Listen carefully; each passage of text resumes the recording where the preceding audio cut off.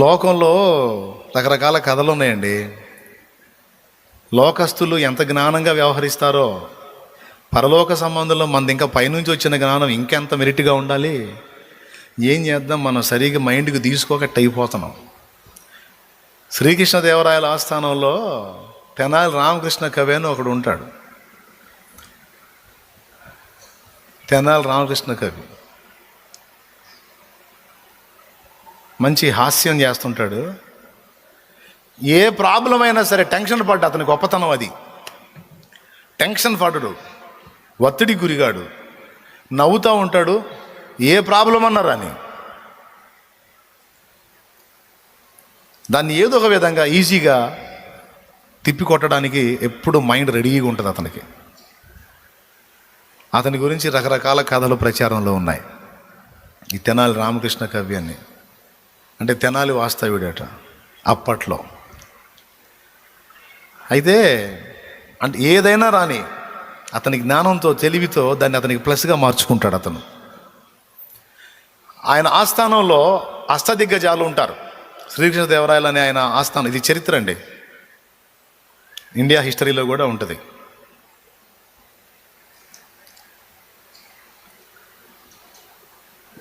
ఆయన ఆస్థానంలో ఈయన కూడా ఒక కవి.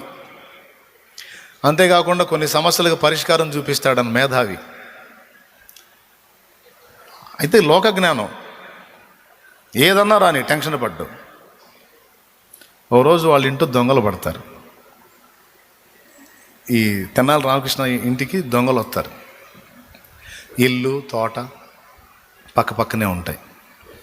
ఆ దొంగలు వచ్చి కన్నం దవ్వుతూ ఉంటారు. వెనకటి రోజుల్లో కన్నాలు దవ్వేవాళ్ళు, మట్టి గోడలు కదా, కన్నాలు దవ్వేవాళ్ళు. తలుపుల నుంచి రారుగా దొంగలు, ఇంటి వెనక కన్నం వేసుకొని లోపలికి వస్తారు. ఆ కన్నం దవ్వుతుంటే విన్నాడు, ఏడు దొంగోళ్ళు తిప్పలు పడుతున్నారా అని. సరే కన్నం పూర్తిగా తవ్వారు, లోపలికి వచ్చారు. వాళ్ళు లోపలికి వచ్చిన దాకా కనిపెట్టి పాత పెట్టె ఒకటి తీసుకొచ్చి ఆ పెట్టె నిండా రాళ్ళు నింపి బావి దగ్గర తీసుకెళ్ళి, పెరట్లో బావి ఉంటుందిగా, బావి దగ్గర తీసుకెళ్ళి ఇంట్లో భార్యకి చెప్తున్నట్టు దొంగలకి చెప్పాడు. వాస్తవంగా దొంగలు వస్తున్నట్టు టెన్షన్ పడి వామ్మయ్యో వాయోయో నరుతారుగా, ఇట్లా అరిసే రకం కాదు ఇతను. ఏమోయ్, ఊళ్ళో దొంగల బెడద ఎక్కువగా ఉంది, నీ నగలన్నీ ఇచ్చావా, ఇంకేమన్నా దాచావా, వెరిమోహం దాన్న మొత్తం ఇచ్చేసాయి అంటే అన్నీ ఇచ్చానండి అంది. ఆమె చేత అనిపించాడు ఆ మాట. అన్నీ ఇచ్చానండి అంది. ఈ బావిలో వేస్తున్నాను, ఈ బెడద అయిపోయిన తర్వాత తీసుకుందాం ఏమిటి అన్నాడు. ఆమె ఎందాలే తర్వాత సంగతి వీళ్ళు విన్నారు, దొంగలు విన్నారు.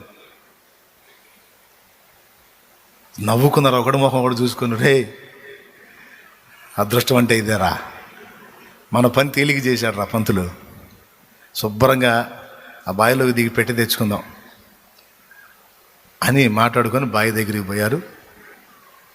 బావి చూస్తే పెద్ద బావిలాగే కనపట్ల, చిన్న బావి. వాళ్ళది ఒకడు అన్నాడు, రే దీనిలోకి దిగి తీసుకునే అవసరం ఏముందిరా, దిగితే ఎంత లోతు ఉంటుందో లోపల పిల్లబాయి ఉందని తెలియదు, కాబట్టి మనం దిగటం కంటే నీళ్ళన్నీ తోడేస్తే కాస్త లోతు తగ్గితే ఈజీగా పోయి తీసుకొచ్చుకోవచ్చు, ఏమంటాం. సరే రా, ఇక తోట మొదలు పెట్టారు నీళ్ళు. ఇక నీళ్లు కాలువలై పారుతున్నాయి ఆడికి తోటలోకి. మనోడు ఏం చేస్తున్నాడు తెలుసా, చీకట్లో పార తీసుకొని వచ్చే నీళ్ళన్నీ చెట్లకు పెట్టుకుంటున్నాడు. వచ్చే నీళ్ళన్నీ చెట్ల పాదులకు పెట్టుకుంటున్నాడు. వీళ్ళు ఎంత తోడితే బావి తరిగిద్దండి, అదే ఓటాయా, ఇటు తోడే కొంది వస్తుంది. పోనీ ఇంతసేటు కష్టపడి తోడితే పెట్లో ఏమన్నా సొమ్ములు ఉన్నాయా, రాళ్ళు రప్పలు. చెట్లు మొత్తానికి పెట్టిన తర్వాత అన్నిటి తోడతామంటే మొత్తం కాల వల్ల మలుపుకున్నాడు, చెట్టుకి మలుపుకున్నాడు. అన్నీ అయిపోయి అది పద్ధతి. అది తోట చెట్లకు పెట్టుకుంటున్నాడు చూడండి. అన్నిటికి పెట్టిన తర్వాత ఇక తెల్లవారిని మసక ఇప్పుతుంది. ఆ తర్వాత అబ్బాయి ఇక చాలు, బాగా కష్టపడ్డారు, మొక్కలన్నీ తడిసినాయి అన్నాడు.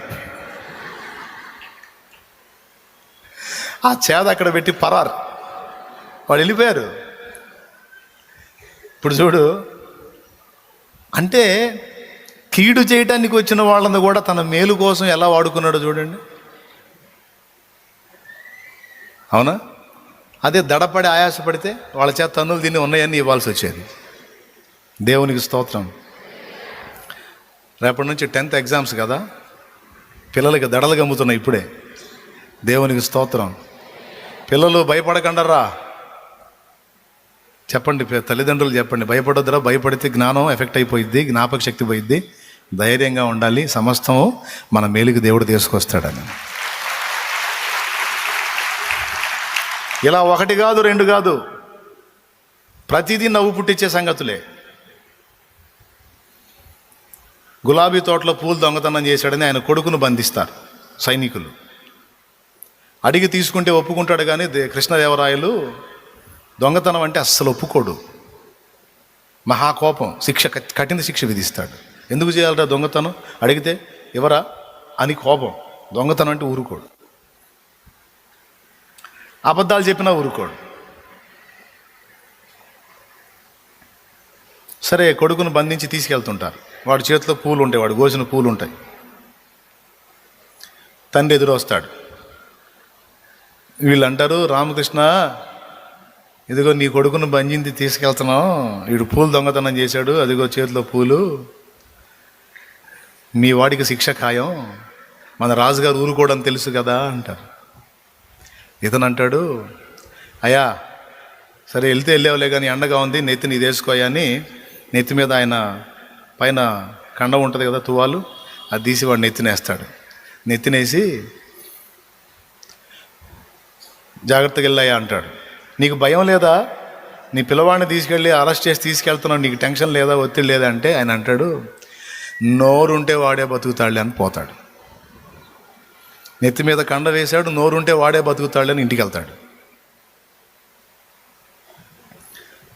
కొడుకు ఆలోచన వచ్చింది, నెత్తి మీద కండ వేశాడు, నోరుంటే వాడే బతుకుతాడు అన్నాడు, ఎందుకన్నాడు ఈ మాట అని వీడికి డౌట్ వచ్చింది. ఆలోచించి చేతిలో ఉన్న గులాబీ పూలు తడవకి 2 పూలు తింటుంటాడు, వాడు తినేస్తాడు. రాజు ఎదుటికి పోయేసరికి ఒక్క పువ్వు కూడా కనపడదు, మొత్తం తినేసి ఉంటాడు. పూలు మొత్తం తింటాడు. అక్కడ మళ్ళీ ఆస్థానంలో కనపడతాడు. మహాప్రభు, నా మీద కక్షతో నా బిడ్డని బంధించారు, నోరు లేని పసిబిడ్డని తీసుకొచ్చారు, దొంగ అని ముద్రేసి అబద్ధ సాక్ష్యం చెబుతున్నారంటే, పిల్లవాడికేం బహుమానం, తెచ్చిన వాళ్ళకేం తన్నులు. సమస్యని టెన్షన్ పడకుండా కీడును కూడా మేలుగా మార్చుకోవటం అనే దాన్ని నేర్పడానికి పెద్దోళ్ళు అలాంటి కథలు కల్పించారు అనుకుందాం. కానీ కొన్ని నిజంగా జరిగినవి ఉన్నాయి, బాగా వినండి. ఇప్పుడు ఇవన్నీ అవసరమా? కొంతమంది ఈ కథలో మాకెందుకు అంటారు.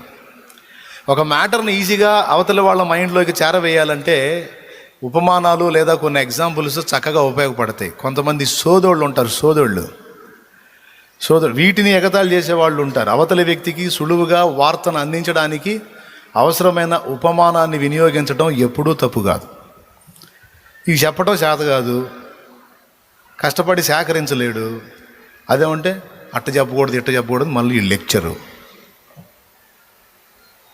ఏమండి, బాగా వినండి.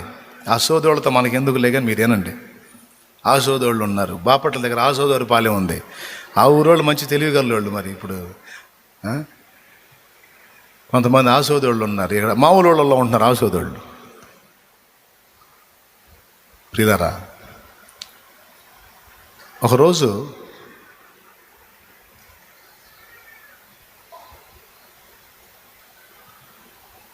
ఇతను ఒక అవమానాన్ని తప్పిస్తాడు కృష్ణదేవరాయలకి. ఒకడు ఉంటాడు, ఎన్ని భాషలైనా సరే అనర్గళంగా మాట్లాడతాడు.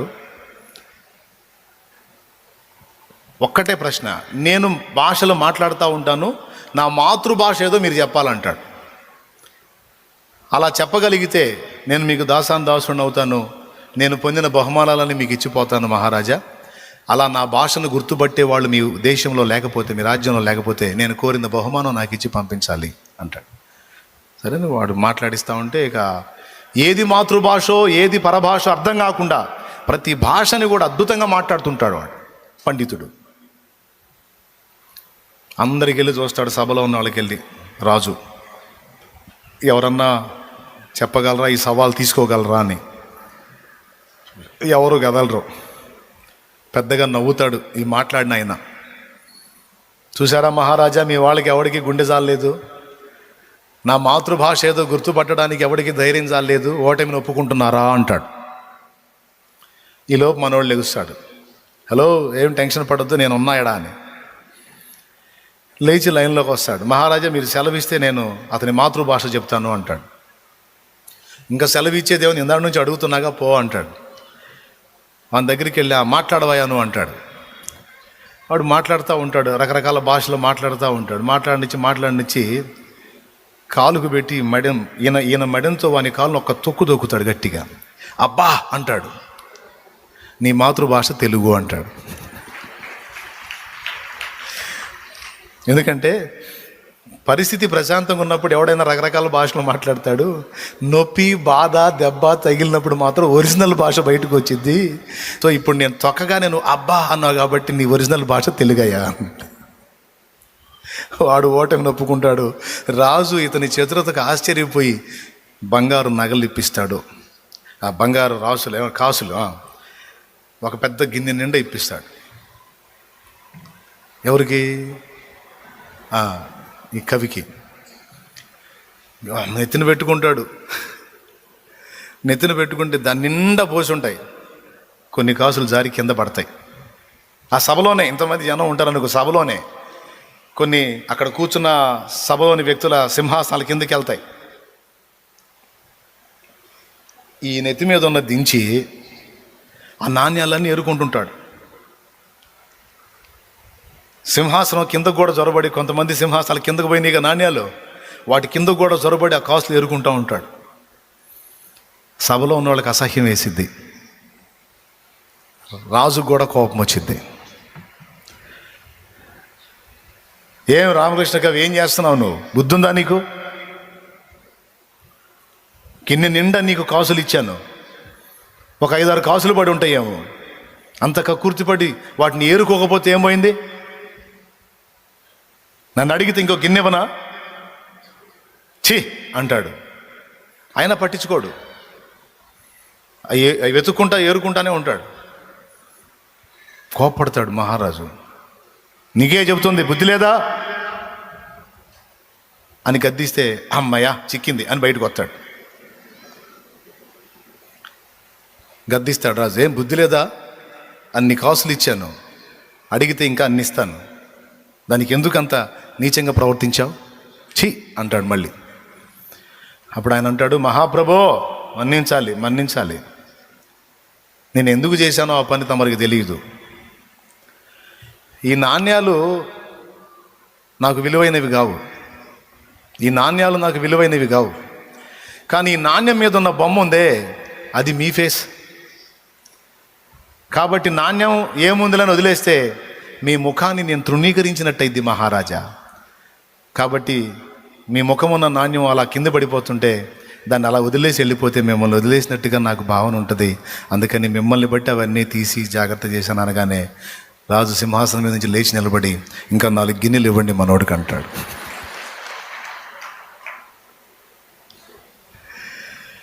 ఇది లోకస్తులు, లోక జ్ఞానం, లోకంలో ఉన్న తెలివి.